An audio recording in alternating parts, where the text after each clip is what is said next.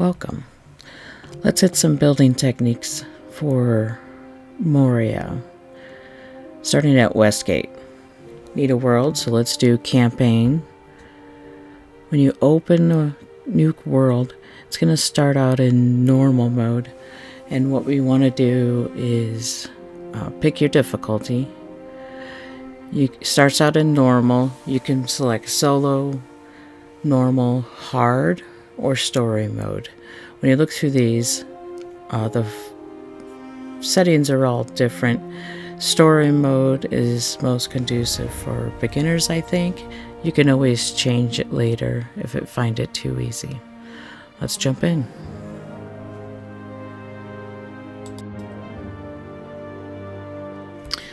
So to build, you're going to need building supplies. So early on, you're going to have wood and stone. So you want to mine every bit of stone you can come across. I have a technique where if you aim up when you're mining, it'll create a slight ledge for you to step on. So you just mine up, step forward, mine up, step forward, and before you know it, you'll reach the height and you can start mining from top to bottom. If you don't do this, then you'll quickly find yourself needing to build platforms. Building platforms can be very annoying because as you're mining, especially if you look up, you can easily destroy the platform you're standing upon and find yourself falling. So gather as much rock, wood, metal fragments, pick everything up as you see it early on. You're going to need it.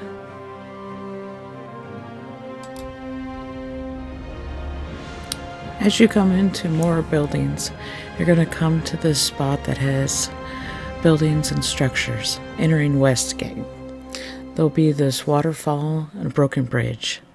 If you haven't noticed, jump down here and you'll find food sources, cranberries and sunions. These regrow. Every 4 days, you get 4 more plants. If you pick them early, they start out 1, 2, 3, 4. So pick these up, and then you'll have this along with mushrooms that you've gathered along the way. So you've made it to Ori's base. Here's a neat little feature. If you use the call out feature on the controller, it's the 4-way pad, and you point it at ore, it'll tell you what type of ore it's there, if it's visible. If not, it'll just tell you what the base material is: rock, adamant, granite. Alright, so you've got Ori's base cleared out. Took all the debris away from the entrance. Now we need to build a wall. So you can see the selection's pretty limited right now at the beginning. You have some wood, stone, stairs, columns. So we need to put a door in so we can get in and out. And you can see that it'll snap in place. Now when there's no color variation, it's a stable build. If you have a tint of yellow, which it looks like it's doing here, there may be instability issues, but I haven't found any so far as I play. The most important thing when you're building and you're putting in walls that connect to an original structure or mountainside is to make sure that there are absolutely no gaps, that there's no visible light between your wall and the original structure or mountain. If there is, I've had orcs somehow bamf in through that into my camp. So stone is not the strongest material, but it doesn't mean you can't use it. So what we want to do is either double up your walls, which you can't do with the door, or put out barriers or a secondary wall on the outside. So here I'm just clearing the debris away so that I can put out barriers And this gets us more supplies too, more wood and stone. Be careful when you are doing this, because you'll damage surrounding structures in the area. So you just want to be careful of the damage keys that you're seeing, points coming off.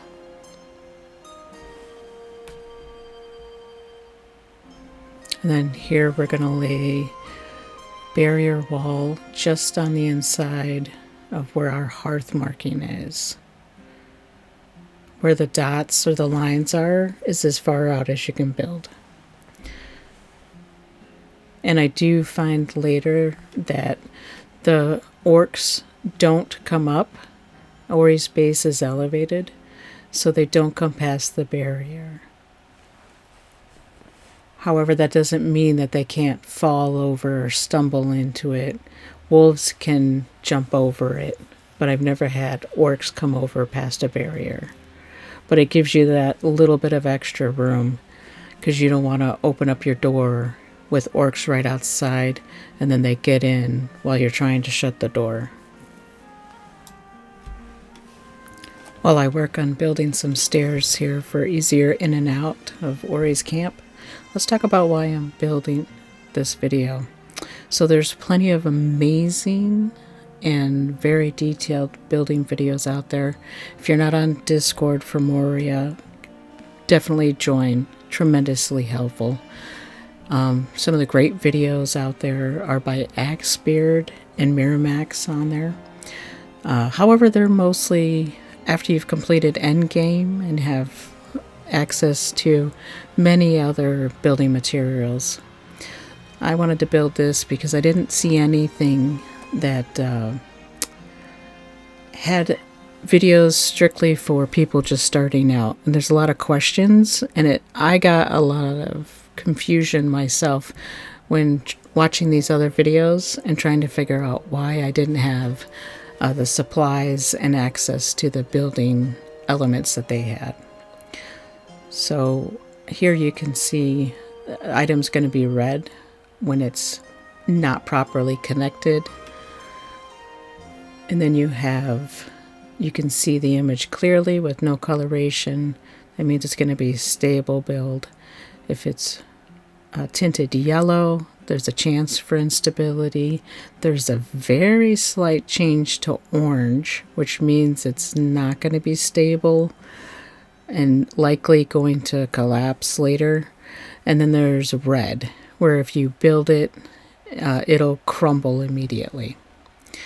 So there are snapping issues that you just have to work out. And on console, it's Xbox or PS5, it's particularly daunting sometimes, but you'll get used to it and you start finding a pattern.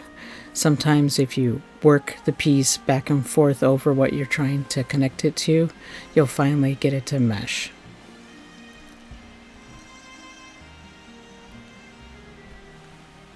So I didn't quite get those lined right, but I'll fix that later. So while I do some mining here also, it's always best early on in the game to utilize the camps that you come across, because they're built in, they're either adamant or granite buildings already. So if you repair those, which you get very early on, a hammer that you can repair buildings with as well as your own building after an attack. And those are just much more sound structures. Less stone needed to use, less wood. But definitely pick up as much stone as you can using the angled method that I have for mining. If you angle up when you mine, you'll create natural steps. And so you can get to the top of the pile and then work down from the top.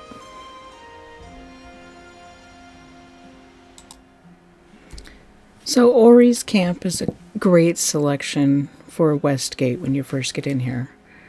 Big base, plenty of room. You already have furnace, forge, a mapstone you can't fix yet, a nice sized hearth with a meal table, plenty of room to add storage and more building elements. However, it's not the only choice. You can pick any of these buildings that you come across and build up in it. So let's check out one. This location here is at one of the corner of the map in the old town site. So it's already got a forge, a furnace, and that's a bellows in the middle you don't want to destroy. It's got a tall space above. If we look back here in the corner, it's all sealed off with granite. We happen to have iron ore right across the way. This building back here is a facade, so there's no openings to worry about. We do have a building to the side. Let's check the back of the building that we're looking at and see if there's an adjacent building we have to worry about. Nope, that's all solid. So we just have this one across on the right side here we have to worry about sealing off from. And this is a good spot to pick. You want to pick one that will take the least amount of stone, because you're not going to have a big supply of it yet. And that you don't have to do a complete 360 surround. So this one I can just put a couple of walls in and have a pretty good barrier to get some meat here. First thing first, whatever building you pick, before you put a hearth down, because that's a trigger for some things like sieges, you want to get your hammer out and do as much repair work as you can. Now, yes, early hammer can get depleted quickly, so you might have to run back to your main camp to repair it, or put down a hearth and a repair station here and fix it. But you want to get everything low that orcs, wolves, anything can touch, and beef that up as much as possible. Once you have as much repaired as possible, it's time to start putting down some barriers and walls to protect your house that you're picking. Here I'm using this pinch point with the stairs and laying down some barrier walls. Make sure that they, one, lock in, and two, as you can see here, mesh into the stairs and not sit above the stairs, because as you'll see, it keeps wanting to snap it above and there's a gap. You don't want to leave any gaps. You want to get it to sink into the stairs, sink into any terrain, whatnot that you're using. Because remember, any gaps could leave a potential for an issue of an enemy slipping through somehow or spawning through. So here I'm just building up barrier walls, and out of resources already, you're not going to have much. That's why sometimes picking the main camps that have a chest that you have to build a key for is better than selecting a random house or building one out from scratch. Time to mine. One of the biggest things is that you can always change what you've built. So here I decided to put the doorway on top of where I was building those barrier walls, in between where these stairs come together, laying down some stone tiles, and now I'm trying to fit some stairs to get up to the door from the inside. Never put stairs up to a doorway or up into your base from the outside. Remember, the enemies can climb stairs, but they do not jump, or at least they haven't until they change something. So right now, from the outside, as you can see, there's a little bit of an attack going on because I'm taking damage, but they can't get into the door. In fact, I think I'll open the door and they won't jump in. So I still shut the door just for safety, but you can go ahead and attack from there.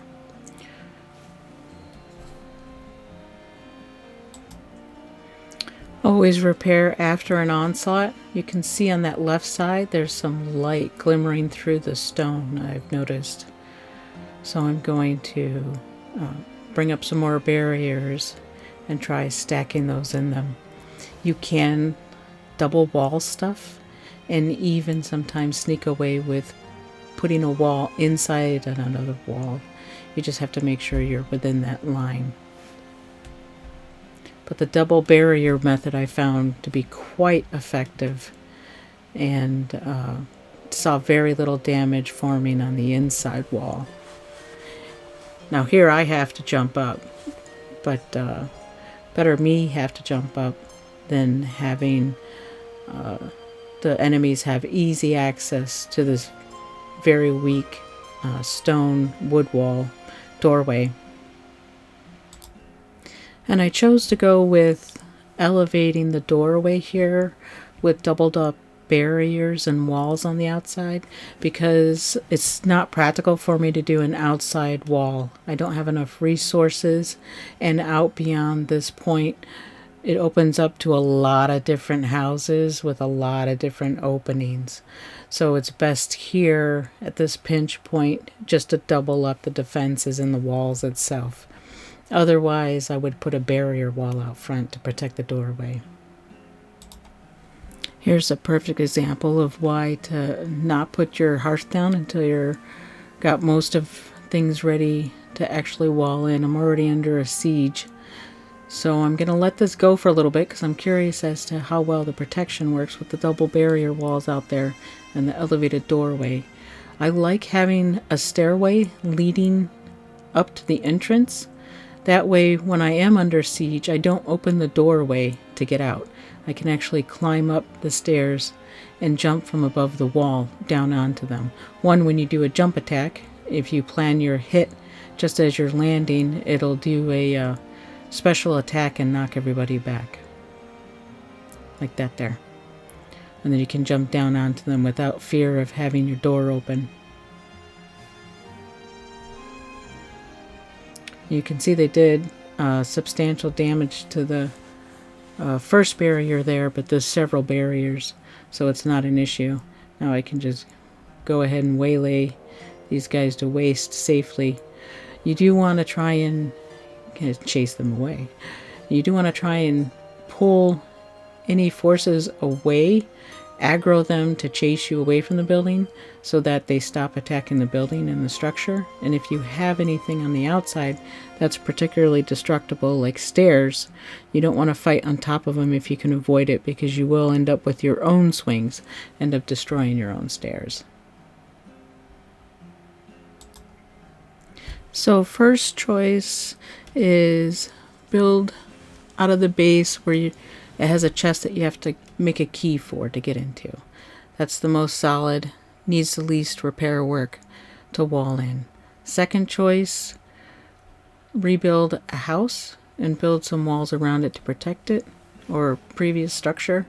Third choice, straight up build your own structure from scratch.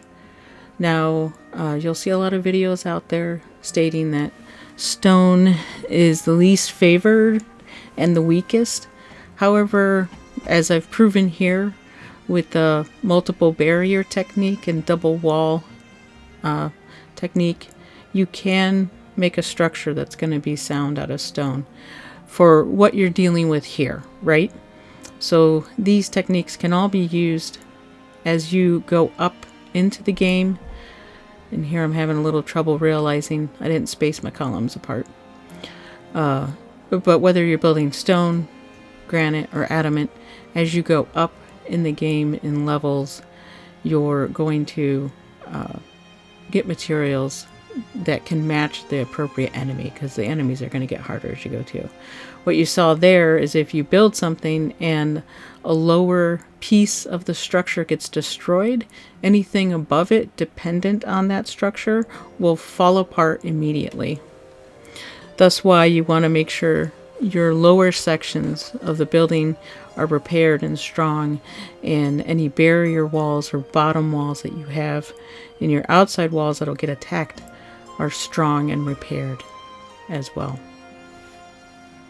So what you want to do, from what I've seen in most videos and my own experience so far, is especially with stone, I've been quite surprised at what I can build with stone, is use the columns, not the walls.